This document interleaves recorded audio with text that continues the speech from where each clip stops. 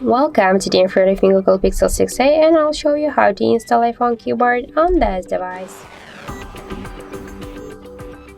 First, let's open the Play Store application, and here in the search bar we should enter green Apple keyboard.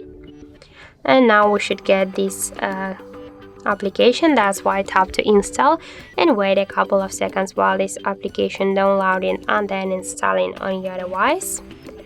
After that, just let's tap to open the app and click enable in settings. Then you'll see here the green Apple keyboard, and tap once on the switcher, tap OK, again OK, and after that just go back. Then click here to switch input methods and switch your keyboard to the green Apple keyboard.